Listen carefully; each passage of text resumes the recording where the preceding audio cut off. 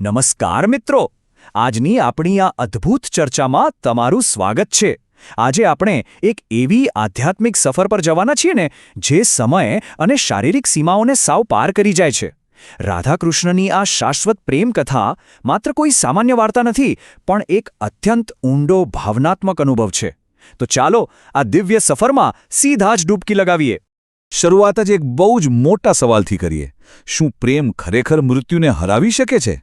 જરા વિચારો, આ એક અત્યંત ગહન પ્રશ્ન છે અને આજે આપણે મૂળ કથાઓના આધારે એ જ સમજવાનો પ્રયાસ કરીશું કે શું બે આત્માઓ વચ્ચેનું આવું શાશ્વત જોડાણ અંતિમ વિદાય પછી પણ ટકી શકે ખરું? હવે સીધા બરસાના ચાલો. જરા એ દ્રશ્યની કલ્પના કરો. એક વૃદ્ધ રાધા પોતાના અંતિમ દિવસો યમુનાના કિનારે એક સાવ શાંત ઝૂંપડીમાં વિતાવી રહી છે. બરસાનાનું વાતાવરણ એકદમ નીરવ છે, પણ રાધાનું હૃદય એ હજુ પણ સંપૂર્ણપણે શ્રીકૃષ્ણ માટે જ ધબકી રહ્યું છે. તેઓ એકલા રહે છે, રોજ યમુનામાં જળ ચડાવે છે. તેમની આ ભક્તિ અને રાહ જોવાની અડગતા ખરેખર અકલ્પનીય છે. એમનો સંકલ્પ કેટલો મજબૂત હશે એ તમને તેમની આ એક જ પ્રતિજ્ઞા પરથી સમજાઈ જશે. તેમણે કહ્યું હતું, જ્યાં સુધી સ્વયં શ્રીકૃષ્ણ આવીને મને પ્રેમથી રાધે નહીં બોલાવે, ત્યાં સુધી હું આ શરીરનો ત્યાગ નહીં કરું. તુલસીના છોડ નીચે લેવાયેલી આ પ્રતિજ્ઞાનું વજન બહુ જ મોટું છે. અને મજાની વાત જુઓ, બીજી તરફ છેક દ્વારકામાં બેઠેલા કૃષ્ણને પણ અચાનક એક એવું અગમ્ય ખેંચાણ અનુભવાય છે કે તેઓ રાજપાટ બધું જ છોડીને રાધાને મળવા દોડી પડે છે. આને કહેવાય સાચું જોડાણ. તો જ્યારે વર્ષો પછી તેઓ અંતે મળે છે ત્યારે શું થાય છે? એ ક્ષણ ખરેખર અત્યંત હૃદયસ્પર્શી અને આંસુઓથી ભરેલી છે. શ્રીકૃષ્ણ ત્યાં પહોંચે છે, રાધાનો હાથ પકડીને તેમને અત્યંત પ્રેમથી રાધે કહીને બોલાવે છે. બસ આ એક નામ સાંભળતા જ રાધાના ચહેરા પર એક દિવ્ય શાંતિ છવાઈ જાય છે અને તેઓ મોક્ષ પ્રાપ્ત કરે છે. તેમનો આત્મા આખરે મુક્ત થઈ જાય છે. પણ વાર્તા અહીં પૂરી નથી થતી. દેહ ત્યાગતા પહેલાં રાધાએ એક બહુ સુંદર અને ભાવનાત્મક વચન આપ્યું હતું. તેમણે કહ્યું હતું, જ્યારે આ પૃથ્વી પરથી પ્રેમનો અર્થ ખતમ થવા લાગશે ત્યારે હું ફરી જન્મ લઈશ. અને એવું કહેવાય છે કે જ્યાં રાધાએ પોતાનો દેહ ત્યાગ્યો, બરાબર ત્યાં જ એક ચમકતો અલૌકિક રાધા વૃક્ષ ઉગી નીકળ્યો. આવનારા સમય માટે આ વચન એક બહુ મોટી આશા સમાન હતું. હવે સમયનું ચક્ર ફરે છે. એક મોટો બદલાવ આવે છે. દુનિયા માત્ર શારીરિક વાસનાઓમાં ડૂબી જાય છે અને સમાજ પ્રેમના સાચા શુદ્ધ અર્થને સાવ ભૂલી જ જાય છે. પણ આ ઘોર અંધકારમાં પણ એક આશાનું કિરણ જન્મે છે. એક સામાન્ય ખેડૂતના ઘરે લલિતા નામની છોકરીનો જન્મ થાય છે અને આશ્ચર્યની વાત એ છે કે તેનામાં વાંસળી વગાડવાની એક જાદુઈ અને જન્મજાત આવડત છે. આ જાણે કે બ્રહ્માંડનો રાધાના એ વચન પ્રત્યેનો સીધો જવાબ હતો. લલિતાનું બાળપણ છે ને, એ કોઈ જાદુથી કમ નહોતું. અનેક રહસ્યમય ઘટનાઓ બને છે. 7 વર્ષની ઉંમરે એક સફર કરતા સંત યમુના કિનારે રોકાય છે અને તેને જોઈને તરત ઓળખી જાય છે કે અરે, આ તો રાધાની જ આંખો અને એ જ સ્મિત છે. અને જ્યારે તે 13 વર્ષની થાય છે ત્યારે તો હદ થાય છે. તે તેના સપનામાં આવતી વાંસળીની ધૂન વગાડે છે અને ધરતી ફાટે છે. અંદરથી એક દિવ્ય મૂર્તિ પ્રગટ થાય છે અને એક રહસ્યમય અવાજ ગૂંજી ઉઠે છે, તું પાછી આવી ગઈ રાધે. આ બધી ઘટનાઓ બહુ જ ઝડપથી તેની અસલી ઓળખ દુનિયા સામે લાવી રહી હતી. બરાબર આ જ સમયગાળામાં શ્રીકૃષ્ણનો પણ પુનર્જન્મ થાય છે, હિમાલયમાં, અનંતાનંદ નામના એક યુવા સંન્યાસી તરીકે. તેઓ અત્યંત જ્ઞાની છે, લોકોને અદ્ભુત ઉપદેશ આપે છે, પણ છતાં તેમના હૃદયમાં એક ઊંડો, ન સમજાય તેવો ખાલીપો છે. કંઈક ખૂટે છે. તેઓ રાતોની રાત એક એવી સ્ત્રી માટે ઝંખતા રહે છે જેને તેમણે માત્ર ને માત્ર પોતાના સપનામાં જ જોઈ છે. અનંતાનંદના ઉપદેશો ખરેખર દિલને સ્પર્શી જાય તેવા હતા. તેઓ હંમેશા કહેતા, પ્રેમ એટલે ત્યાગ અને સમર્પણ. પ્રેમ એ આત્માનો સંબંધ છે, કોઈ શરીરનો નહીં. તેમના આ શબ્દોમાં એટલી બધી ઊંડાઈ હતી ને કે સાંભળનારાઓની આંખોમાં સીધા આંસુ જ આવી જતા. વિચારો, આ વાક્ય આપણને કેટલું સ્પષ્ટપણે સમજાવે છે કે સાચો પ્રેમ શારીરિક સીમાઓથી હજારો ગણો ઉપર છે. તો હવે સવાલ એ થાય કે આ બંનેનો રસ્તો ભેગો કેવી રીતે થશે? પોતાના એ અદૃશ્ય પ્રેમને શોધવા લલિતા એક અત્યંત કઠિન યાત્રા પર નીકળી પડે છે. પોતાની પાસે માત્ર એક વાંસળી છે, બસ, બીજું કંઈ જ નહીં.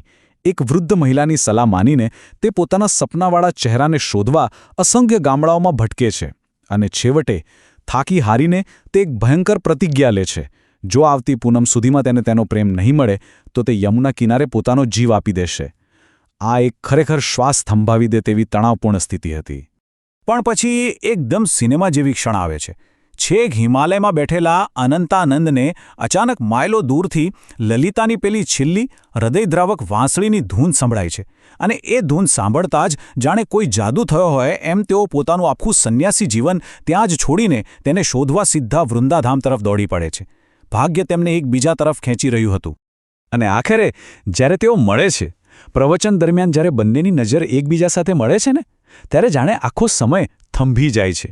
અનંતાનંદના મોંમાંથી બસ આટલા જ શબ્દો નીકળે છે, રાધે તો આવી ગઈ. આ ક્ષણ એ રાહત અને સંપૂર્ણતાની લાગણી દર્શાવે છે જેની તેઓ જન્મોથી રાહ જોઈ રહ્યા હતા. પણ ઊભા રહો, વાર્તા હજુ અહીં પૂરી નથી થતી. ખરો સંઘર્ષ તો હવે શરૂ થાય છે. અહીં સમાજ અને આધ્યાત્મિકતા વચ્ચે એક બહુ મોટો વિરોધાભાસ ઊભો થાય છે. કુરુંગનાથ નામના એક કડક સંન્યાસી છે જે સમાજના નિયમો અને ધાર્મિક કાયદાઓનું ચુસ્ત પાલન માને છે. તેમના મતે માનવીય સંબંધો નિયમોથી જ બંધાયેલા હોવા જોઈએ. જ્યારે સામે પક્ષે અનંતાનંદનું સ્પષ્ટ માનવું છે કે પ્રેમ એ બે શાશ્વત આત્માઓનું એકદમ શુદ્ધ મિલન છે જે આ દુનિયાવી નિયમોથી ઘણું ઘણું ઉપર છે. કુરંગનાથ આ પ્રેમને બિલકુલ સ્વીકારતા નથી અને એક અશક્ય કસોટી મૂકી દે છે. નિયમો સાંભળજો, લલિતાએ પોતાની આંખે પાટા બાંધવા પડશે, તેને કોઈની પણ મદદ કે ઈશારો નહીં મળે, અને સૌથી મોટો પડકાર, તેણે આવતી પૂનમ પહેલાં માત્ર ને માત્ર પોતાના આત્માના અવાજ પર ભરોસો રાખીને અનંતાનંદને શોધવા પડશે. જો તે નિષ્ફળ ગઈ ને તો સમજો કે તેઓ અનંત જન્મો માટે ફરીથી છૂટા પડી જશે. તો લલિતા પોતાની આંખો પર પાટા બાંધીને આ ઘોર અંધકારમાં ભટકવાનું શરૂ કરે છે. જરા વિચારો, તેને કંઈ જ દેખાતું નથી. તે સંપૂર્ણપણે પોતાની આધ્યાત્મિક અંતર્જ્ઞાન પર નિર્ભર છે. કુરંગનાથે તો તેને ભટકાવવા માટે પોતે જ અનંતાનંદનું રૂપ પણ લઈ લીધું.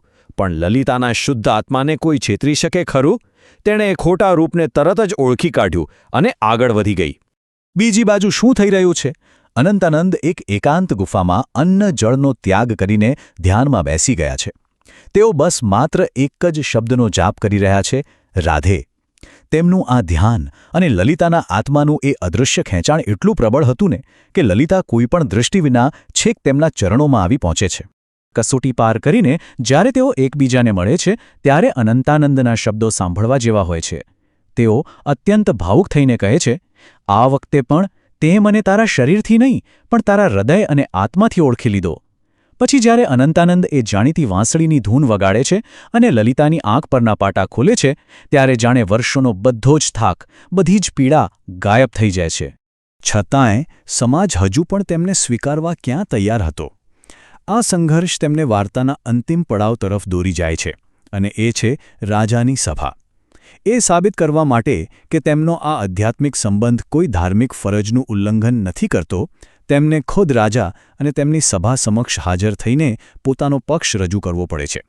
અને અહીં ભરી સભામાં રાજાનું એક અત્યંત શક્તિશાળી નિવેદન આવે છે. રાજા, જેમને તેમની માતા બાળપણમાં રાધાકૃષ્ણની વાર્તાઓ સંભળાવતા હતા, તેઓ સમજી જાય છે.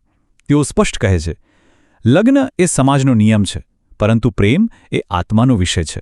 બસ આ એક વાક્ય સાથે રાજા તેમના પ્રેમને ખુલ્લા મને સ્વીકારે છે અને આખરે તેમના આ શાશ્વત પ્રેમની ઐતિહાસિક જીત થાય છે. તો મિત્રો, આજની આપણી આ અદ્ભુત ચર્ચાના અંતે એક પ્રશ્ન ચોક્કસપણે તમને વિચારતા કરી દેશે. જો પ્રેમ ખરેખર શાશ્વત આત્માઓનું જોડાણ છે, તો શું આ સમાજ કે તેના નિયમો ક્યારે પણ તેના પર કોઈ મર્યાદાઓ મૂકી શકે ખરા? સાચા પ્રેમ અને આધ્યાત્મિક ભક્તિની ક્યારે કોઈ સીમા હોતી જ નથી.